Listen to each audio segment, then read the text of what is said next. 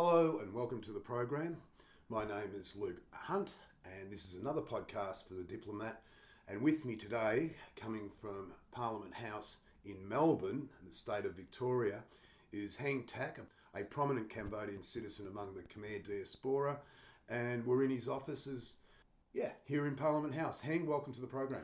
Oh, welcome back to Parliament House, and it's such a good day to see you here and to be able to welcome you and to see the press gallery. It was. I used to work here as a state political reporter for AAP many years ago. In fact, 30 years ago, I think it was. And it's nice to be around one's old stomping ground. How are you finding it as a member for Clorinda?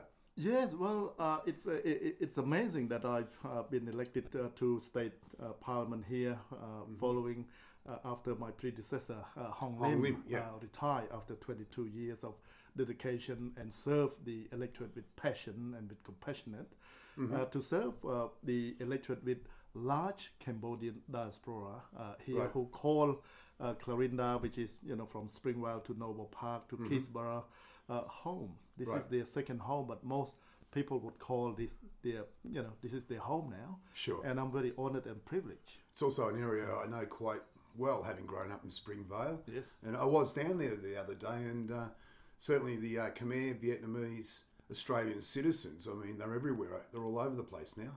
Yeah, and it's so good because Springvale, not only when the Cambodian community first sort of settled in the Enterprise Hostel near Westwood Road. You may remember that. I do. Yes, but now it's such a vibrant melting pot of our multiculturalism.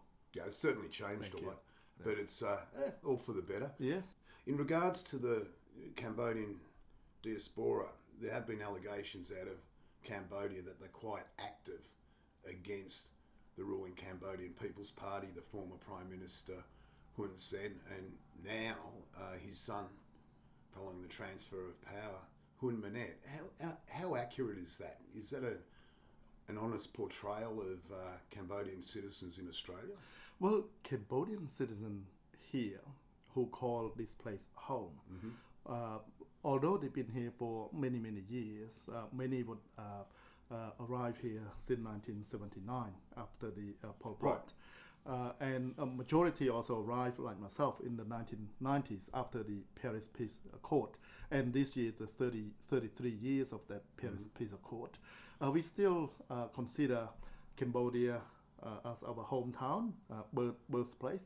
We cannot forget where we come from, and we want our brothers and sisters in Cambodia to experience the real democracy, open democracy, where you can voice your concern, where you can exercise your right, where you can participate in political activity, including run for elections or stand as a candidate. And but we see this aspiration in Cambodia fade away, and we saw 2013, and then the subsequent arrest of Mr. Kem Sokha, the leader of the main opposition party, the dissolve of CNRP, and now the continued crackdown on dissidents, regardless of where they are. In Victoria, in Australia, myself got threatened, including death threat. But we're not going to back away. So these are the activism come out of the oppression. So we're not against anyone, but we're against the oppression regime. The Cambodia was promised, and Cambodian people was promised so much, but what we have experienced so far is very little. Of course, your predecessor, Hong Lim, he was one of the many who was charged in Cambodia in absentia for trying to oust Hun Sen and the government. To my mind, he was the only person charged who was acquitted. How does that stand now? Where do you fit in with that? You've taken his old job, basically, as a member for Clorinda. I would say the situation that Hong, myself, and Yu Hon, a former mayor of City of Dandenong, a community leaders with a lot of respect from community, not only from a Cambodian diaspora, but through his hard work, came here as a refugee and worked so hard to help refugees settlement here in Melbourne. Our position remain vocal. We need to call out. We cannot allow this thing to continue to happen. We just call it out. If it's oppression regime, we call it an oppression regime. And because what we are doing here, Luke, is exercise our right as an Australian, proud Australian of Cambodian birth. What sort of reaction have you had from the Cambodian government? And it's also been well documented that the Cambodian government had established support networks in Australia. I would say that it's overreaction from the regime because I believe that what we have been doing here is only to voice our concern, because Cambodia is our birth country. We cannot forget where we come from, and we want the aspirations of the Cambodian diaspora, like here in Melbourne and in Australia. Only thing that we want to see is a prosperity country where everyone, not only those who support the regime, but those who have different view. Isn't it good to have different part of the community who have different view to contribute to the betterment of the country, like here in Australia? I mean, we all can have different view, but national interest and the interest of the of our country is the ultimate goal. So having different view, it doesn't mean that we are against the regime. We only want the regime to listen to its people. Right. What did you make of Sam Rainsy's threat in 2019 as effectively the head of the opposition Cambodian National Rescue Party in exile? What did you make of his threat to return to Cambodia and oust the government in 2019? I mean, it could be the voice of the Cambodian diaspora. The choice of language was not quite great, but the movement, the sentiments that we as a Cambodian who live outside Cambodia would share with his view is that we want a country that was promised so much by the international community, and to come to 2019 when we saw the main opposition leaders and many of the elected member of parliament from the oppositions either got arrested, charged, or chased out from the country. So I believe that that's the sentiment that shared with Mr. Sam Rainsy, but the choice of word was a bit unfortunate. Unfortunate, I would say. He did threaten to stage a march across the country, and he did say he would oust Hun Sen, and that came after the CNRP refused to take up their seats in Parliament, and long-running violent protests in the streets.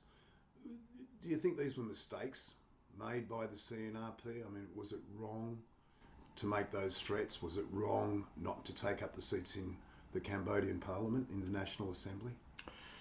Well, I mean, that's the decision that made by the protesters who was frustrated with the situation. The situation at the time, I don't believe that it was orchestrated by the opposition party, but by many sections of the community, including various trade unions and youth, young people who want to see an inclusive society. They're quite prominent, particularly during the campaign for the 2013 election, which Sam Rainsy claimed to have won, but he hadn't. In fact, many people say he came out too early and claimed victory and refused to back down. And that was, I guess, the source of what would happen next. And it's put a lot of people in a very difficult position. And the political prisoners in Cambodia, who were Sam Rainsy supporters, are bearing the brunt of that. Yeah, it's a tragic situation, but somebody need to take lead. And at the time, we could hear, we saw that Rainsy he took that step. It's a tragic step, I would say. But what would be the alternative solution at the time? I was not there at the time. Could only hear and saw through the media. But it's time that the regime need to listen to its own people. That we want an open, transparent democracy for Cambodia. Sure. I mean, it is an issue now because the Cambodian economy is not that strong. The Chinese, with whom the past and current governments have been relying upon for investment, are not returning, and they have their own issues. Is it time that Cambodia did take a fresh look under a new Prime Minister in Hun Sen and perhaps re-examined its relationship with the West, and that would also include the political prisoners being held in Cambodia at the moment? I would say now is an important time, and the Hun Sen, the Prime Minister, would have the opportunity to reassess the situation, and maybe he could open up to allow a space for democracy, opposition leaders to be sort of Kamsuka to be released, and many of other detainees like Saint Thierry and many other people, including the elected member of parliament CNRP, former CNRP, who now reside in exile, to return to build a country together. Now it's time. Imagine if we have the opportunity to serve our country, regardless of which political point of view you come from, but the ability to do that. And Hun Sen, he got that ability, opportunity to do it. Failing that would be another unfortunate situation, because I met so many of the trade leaders, union leaders, scholars, overseas students who come from Manu from time to time, come from elite family in Cambodia. They also want to see open, transparent democracy because they know exactly that the way going forward, if we only side with one superpower and not balance it out, we know the consequence of that, which we saw in 1970 and then 1975, leading up to the Pol Pot regime. The diaspora here in Australia, but also in the United States and in France and other countries, one of the great issues that seems to preoccupy much of their time is Kampuchea Krom, which doesn't rate very highly in Cambodia, and that great chunk of land that once belonged to Cambodia and is now part of Vietnam. Why does this still resonate within the diaspora, where outside it's pretty hard to get a hearing about this? I met with a number of the Khmer Krom leaders here in Melbourne and from abroad, who from time to time visit Melbourne, listen to their stories, and just in a similar vein that we cannot forget where we come from. Right. Although we live here in Australia, but Cambodia is still our home. That's our motherland. And I think it's similar situation with the Khmer Krom community members, who always consider Khmer Krom is their motherland. And they also want to celebrate, their culture, the traditions, and also to unite all Cambodian, regardless of where you live. You know, Khmer Krom, Cambodia, and some other part. It doesn't mean that we're going to. That they're very clear in terms of what the aspirations is to be able to celebrate the culture and traditions, and to know the history, so that history would not be forgotten, and our younger generation, many generation into the don't forget where we come from. And I think that's the aspiration. I mean, it was an issue that was kind of swept aside by the Vietnam War. Cambodian-Born was part of Cambodia. It was recognised by the French. North Vietnam, South Vietnam happened.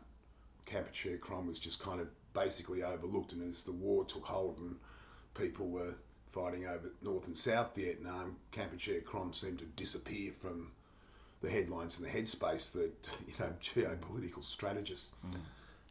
These days now it's just more about an assertion of culture. It's not necessarily about we want independence for Cambodian-Born. No, I don't. Through my catch up with many of the Khmer Krom community leaders, which today they hold a protest in Canberra in front of the Vietnamese embassy, to my understanding, was to call for release of activists. So this is about human rights. Look, I came here when I was 16, and I only start to understand the Khmer Krom issue when I was at university. For 16 years, so that I was in year 10 when I came here in Cambodia. Never before that we knew, or in our education system, about Khmer Krom. Nothing. I'm not too sure whether it's anything in the education system, primary or secondary, but when I was grade 10, year 10, 16 years old, I knew nothing about Khmer Krom. It was one of those issues that Sam Rainsy had propagated abroad and used that to basically heighten tensions with Vietnam, and it became a nationalistic argument, and it seemed quite belated in terms of where did this come from. And Sam Rainsy was often using the word Yuan, which many Khmers will defend, but it's actually a derogatory term, especially in regards to the Vietnamese.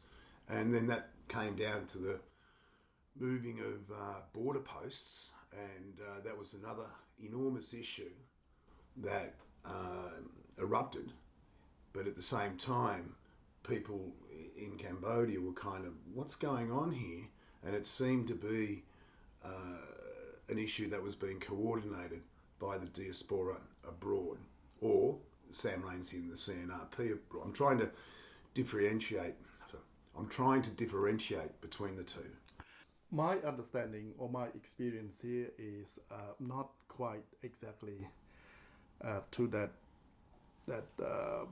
direction. My understanding is the Khmer Krom's community members or community leaders took up the issue, mainly with human rights, education, religion, to be able to exercise their right as a Buddhist follower or Buddhist monk, preaching Buddhist precept. So that's my understanding. I think this in terms of Rainsy speech or activity, I have seen that that's two separate paths. So the Khmer Krom is more, from my understanding, is more sort of actively promote the understanding, the history, the culture by the Khmer Krom community leaders or members. And can the same be said for Khmer, the Cambodian diaspora here, as opposed to Cambodians in Cambodia? Yeah. I want to say, just to finish off your question before, in terms of the word Yuan, that's how local people call. I don't think it's discriminations or incitement. Official words Vietnamese, of course.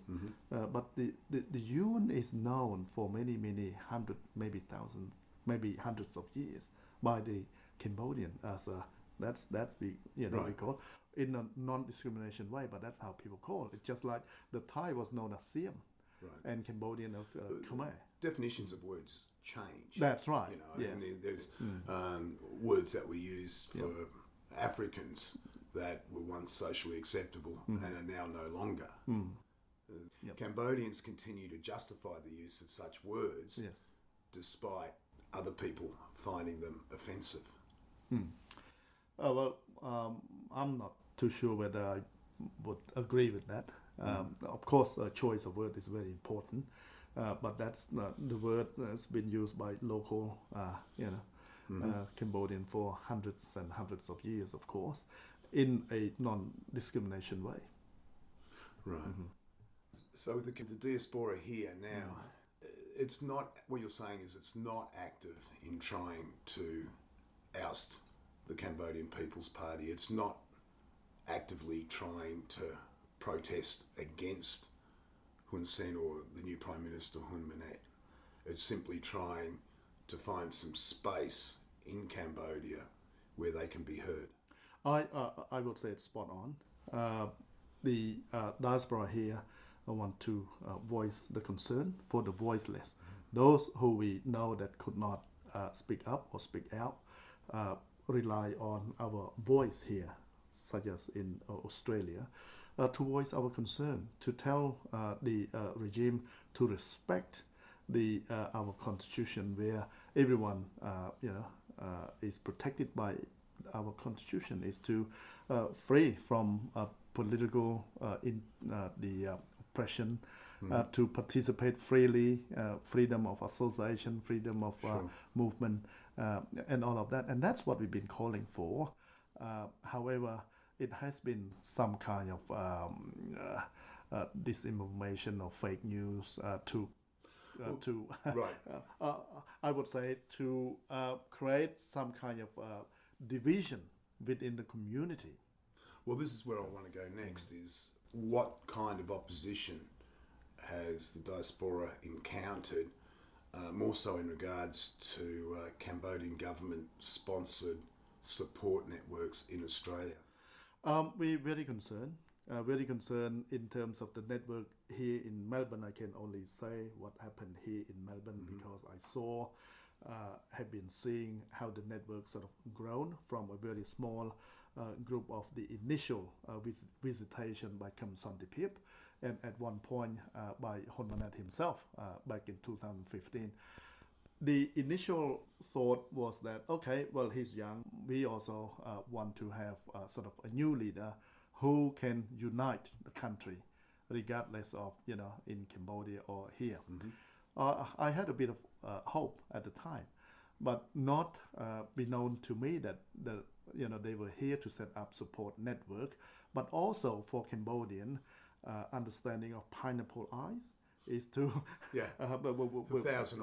thousand eyes, which are here to set up to monitor, to be the support base, to also to disseminate this information, to build up a picture of Cambodian overseas, such as in Melbourne, support the regime.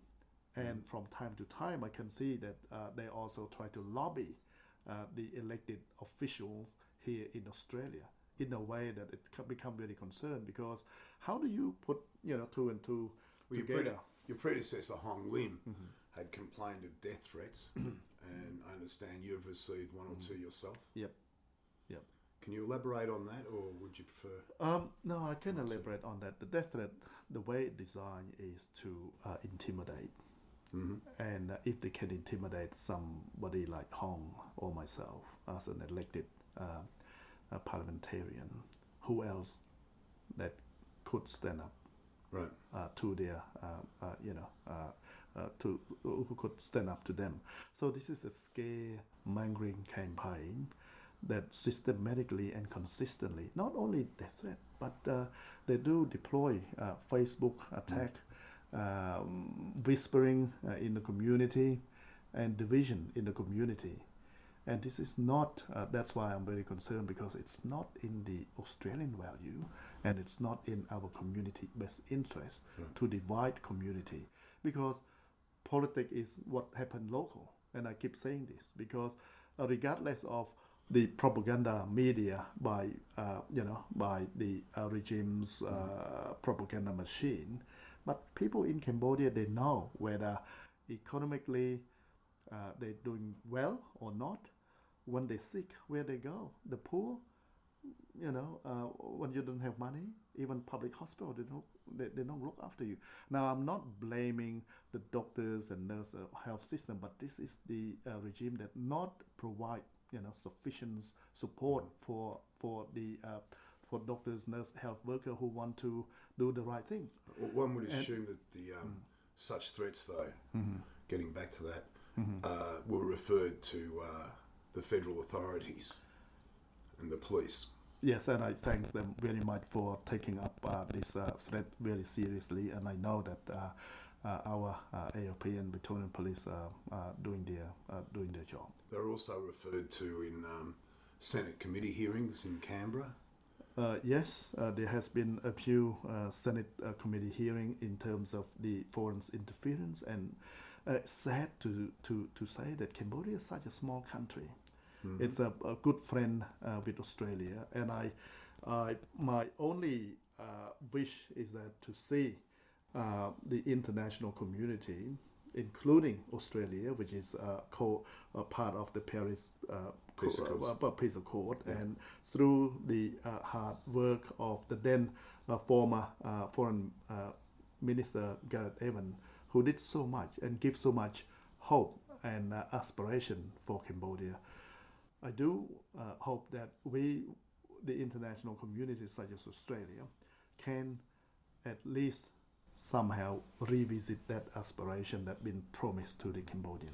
I remember quite a few years ago there was a fair bit of animosity between the Vietnamese and the Viet Q, the Vietnamese who had gone to Australia, the United States and other places and then returned. And after they returned, the relationship was never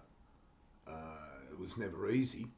Since then, it has improved enormously, and Hanoi has taken advantage of the relationship with the Vietnamese diaspora abroad to the point where Vietnamese exports to the United States are approaching $100 billion. It's almost double the exports to China. Do you think with Cambodia that perhaps it's time it headed down a more practical path similar to what Vietnam has done? I cannot say in terms of the Vietnam approach, but what I can see that there's a lot of opportunity between Cambodia and Australia. The people-to-people diplomacy, the overseas students from Cambodia who study here value our education system and also understand that our health system and the friendship that been long time between the two countries. I believe that, and my only wish and hopeful is that Hun Manet would reconsider the approach, is that all Cambodian, whether have different political point of view or different sections of the community, would be sort of embrace and look at the opportunity that we can offer, to the country. There's nearly 50,000 Cambodian live here. Imagine the resource, human resource, the experience, the expertise that we can investment dollars. The investment dollars that we can bring back to Cambodia and vice versa. This is quite phenomenal, and I do hope, because I do understand that many of Hun Manet's ministers came and studied here. Yes, they did. In fact, one American academic, as we were walking down the riverfront in Phnom Penh, looked across Chaktamuk and said, Melbourne by the Mekong. Yeah, that's right. Yes, and I'm sure many of the ministers now, or those in high up decision making positions, a few actually come from Melbourne or Australia generally. So my only wish is that whilst instead of these political divisions and all of these intimidations and all, imagine if he has the desire, if he got the power, which he has, I believe, to turn that around, where everyone is welcome, contribution for betterment for the country. That would be a fantastic solution rather than political division and keep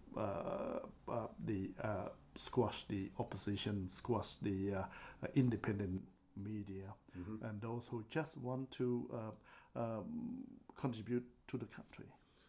Time to put the disputes of the past 10 years behind everybody? I would say the democratic force, Cambodian diaspora, only want to see Cambodia a better place where everyone is welcome and inclusive,